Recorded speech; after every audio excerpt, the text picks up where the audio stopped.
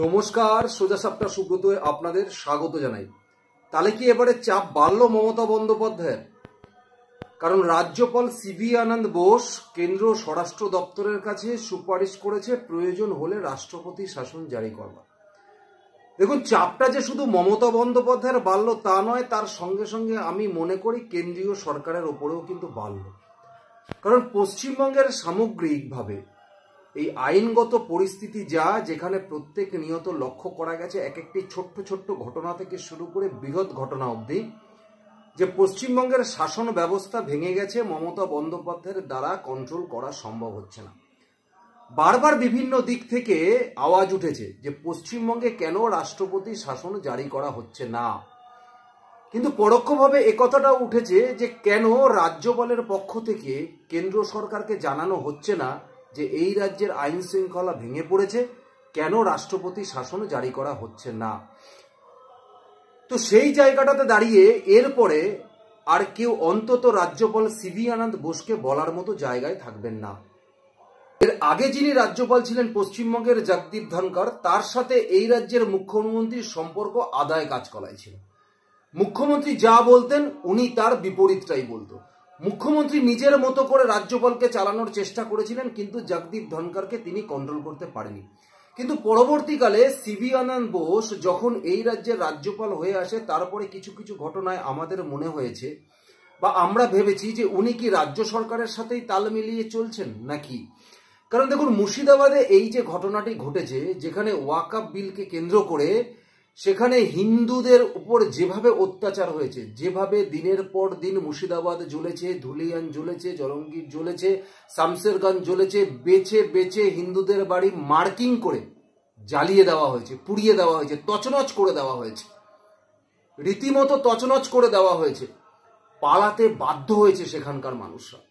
রাতের অন্ধকারে নদীতে নৌকায় তাদের পরিবারকে নিয়ে, ছোট ছোট ছেলে মেয়েদের নিয়ে, স্ত্রীকে সঙ্গে করে নিয়ে সেই মানুষগুলো নদী পার হয়ে মালদা জেলায় একটি স্কুলে গিয়ে ঠাঁই নিয়েছে, শুধুমাত্র প্রাণে বাঁচতে।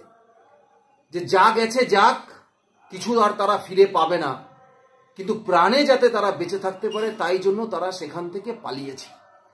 আমরা দেখেছি 3 জন মারা গেছে, 2 জনকে ঘরে ঢুকে কুপিয়ে খুন করে মারা হয়েছে।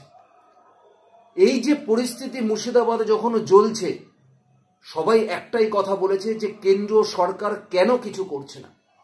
আমরা দেখেছি সেখানকার ডিএম, যিনি বিএসএফকে রিকোয়েস্ট করেছে, পরবর্তীকালে এই রাজ্যের বিরোধী দলনেতা Suvendu Adhikari border security ফোর্সকে request করেছে। কলকাতা হাইকোর্ট স্বতঃপ্রণোদিতভাবে এই মামলার শুনানি করেছে, ছুটির দিনকে হাইকোর্ট খুলে শুনানি করেছে, করে সেখানে বিএসএফ এর জওয়ান, সিআরপিএফ জওয়ানদের ডিপ্লয় করেছে কেন্দ্রীয় বাহিনীকে। তারপরে দাঁড়িয়ে কিছুটা হলেও পরিস্থিতি কন্ট্রোল। তখনও চারিদিকে একটাই আওয়াজ উঠেছে, কেন্দ্রীয় সরকার কি করছে, কেন রাষ্ট্রপতি শাসন জারি করছে না। যে সমস্ত ভিডিওগুলো সেখান থেকে এসেছে, সেই সমস্ত মানুষরা, সেই সমস্ত এলাকার প্রত্যেকটা মানুষ ভরসা রেখেছে কেন্দ্রীয় বাহিনীর উপরে। তারা বলেছে পুলিশকে ডেকেছি, পুলিশ আসেনি, পুলিশ কোনো নিরাপত্তা দিতে পারেনি। আমরা দাঁড়িয়ে দাঁড়িয়ে দেখছি আমাদের বাড়িগুলোকে আগুন ধরিয়ে দেওয়া হচ্ছে, প্রাণ বাঁচাতে আমরা এদিক ওদিক ছুটছি, কিন্তু পুলিশ আসেনি। চোখের সামনে দাঁড়িয়ে কুপিয়ে কুপিয়ে মারা হচ্ছে, তারপরে দাঁড়িয়েও কোনো পুলিশকে পাইনি। সুতরাং বিএসএফ বা কেন্দ্রীয় বাহিনীর ক্যাম্প না বসানো অবধি আমরা কেউ নিরাপদ নয়। আমরা চাই না পুলিশকে, আমরা চাই যে এখানে কেন্দ্রীয় বাহিনীর ক্যাম্প বসুক। এই দাবি সেখানকার স্থানীয় প্রত্যেকের ছিল, সেখানকার স্থানীয়দের এই দাবি ছিল, কিন্তু এই দাবি মানতে চায়নি মমতা বন্দ্যোপাধ্যায়। বারবার মমতা বন্দ্যোপাধ্যায় এটাকে ঘুরপথে এই বিজেপির রাজনৈতিকভাবে ফায়দা তোলার জন্য এই জিনিসগুলো ঘটাচ্ছে, এই অজুহাত মমতা বন্দ্যোপাধ্যায় বারবার দেখিয়েছে। কিন্তু এই রাজ্যের রাজ্যপাল সিভি আনন্দ বোস যখন নিজে ঠিক করলেন যে আমি মুর্শিদাবাদে যাব, তাদের অত্যাচারিত যারা হয়েছে তাদের সাথে দেখা করব, বা যারা মালদায় গিয়ে আশ্রয় নিয়েছে তাদের সাথে দেখা করব, সেই সময় দাঁড়িয়ে দেখেছি নবান্নে মুখ্যমন্ত্রী বলেছেন যে আপনাকে রিকোয়েস্ট করছি যাবেন না, পরিস্থিতি এখন যা যাওয়ার দরকার নেই, আমিও তো যাব, কিন্তু আগে তারা ঘরে ফিরুক, শান্তি ফিরুক, তারপরে যাবেন। যদিও সিভি আনন্দ বোস বর্তমান রাজ্যপাল, তিনি সেই কথা শোনেননি, তড়িঘড়ি ছুটে গেছিলেন মুর্শিদাবাদে।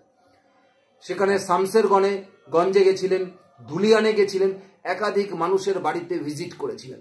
গেছিলেন সেই দুজন বাড়ি, হরগোবিন্দ দাস এবং চন্দন দাস, বাপ ছেলেকে কুপিয়ে হত্যা করেছিল, সেই বাড়িতে গিয়েও একদম পরিস্থিতিগুলো তিনি চাক্ষুষভাবে উপলব্ধি করেছিলেন। সেখানকার মানুষের কথাবার্তা শুনেছেন। সেখান থেকে ছুটে এসেছিলেন মালদার সেই ক্যাম্পে। সেখানে দাঁড়িয়ে মহিলারা তাকে বলেছিল যে ঘরে ঢুকে বলছে যে যদি স্বামীর প্রাণ চাস তাহলে তোর ইজ্জত দে। এই বলছে হিন্দু নারীদের। 6 দিনের 7 দিনের বাচ্চাকে কোলে নিয়ে তার মা তার নিজের পৈতৃক ভিটে ছেড়ে আশ্রয় নিয়েছে মালদা জেলায় একটা ক্যাম্পে এসে, শুধুমাত্র প্রাণ বাঁচাতে।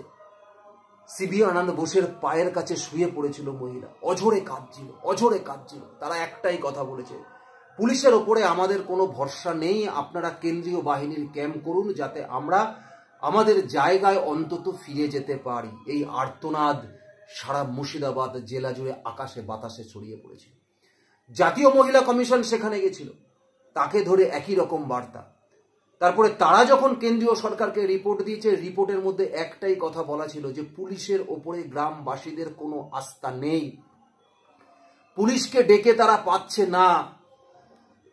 সুতরাং তারা চাইছে কেন্দ্রীয় বাহিনীর ক্যাম্প ছাড়া তারা এখানে নির্বিঘ্নে থাকতে পারবে না।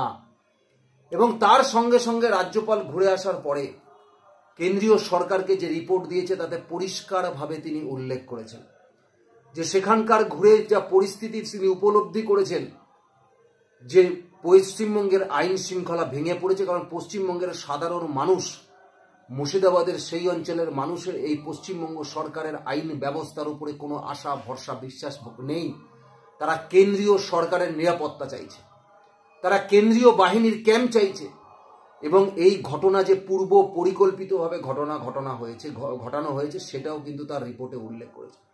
রিপোর্টে এটাও উল্লেখ করেছে যে পশ্চিমবঙ্গের গোয়েন্দা দপ্তরের ব্যর্থতা, তাদের কাছে এই ইনফরমেশন থাকবে না, এটা হতে পারে না। অর্থাৎ ইনফরমেশন ছিল, তারপরেও এটা তারা আটকাতে পারেনি। এই ব্যর্থতার দায় স্বীকার করতে হবে রাজ্যের প্রশাসনকে, এর ব্যর্থতার দায় রাজ্যের প্রশাসনকে স্বীকার করতে হবে।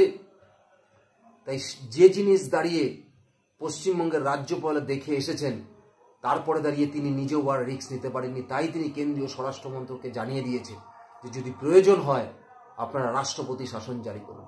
যদিও এই রাজ্যের বিরোধী দল বিজেপি তারা চায় না যে ঘুরপথে সরকার গঠন করতে, তারা চায় লড়াই করে গণতান্ত্রিক পদ্ধতিতেই আসুক। কিন্তু 356 না হোক, 355 তো অবশ্যই জারি করা উচিত। কারণ এই রাজ্যের শাসন ব্যবস্থার যা অবস্থা, একটা মানুষ নির্বিঘ্নে ভোট পর্যন্ত দিতে পারে না। হিন্দু মুসলিম যেখানে যৌথভাবে বসবাস করে সেখানে হিন্দুরা ভোট দিতে পারে না, এমন পরিস্থিতি পশ্চিমবঙ্গে শুরু হয়েছে।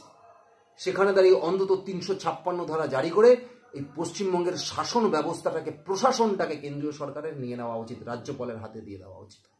তবেই এই রাজ্যের পরিস্থিতি, মানুষের যদি এই প্রশাসনের ওপরে বা প্রশাসনিক ল অ্যান্ড অর্ডারের ওপরে যদি আস্থা ভরসা বিশ্বাস ফেরে, এছাড়া আর কোনো উপায় নেই। তাই যে মাস্টার স্ট্রোক সিভি আনন্দ বোস দিয়ে দিয়েছে, এতে চাপে যেরকম মমতা বন্দ্যোপাধ্যায় পড়েছে, চাপে কেন্দ্রের বিজেপি সরকারও কিন্তু পড়েছে। সুতরাং আর কিন্তু বলতে পারবে না যে রাজ্যপাল তো রিপোর্ট দেয়নি, সুতরাং রাজ্যপাল কিন্তু রিপোর্ট দিয়ে দিয়েছে। সুতরাং আগামী দিনে কি হয় সেটাই দেখার। ধন্যবাদ, নমস্কার।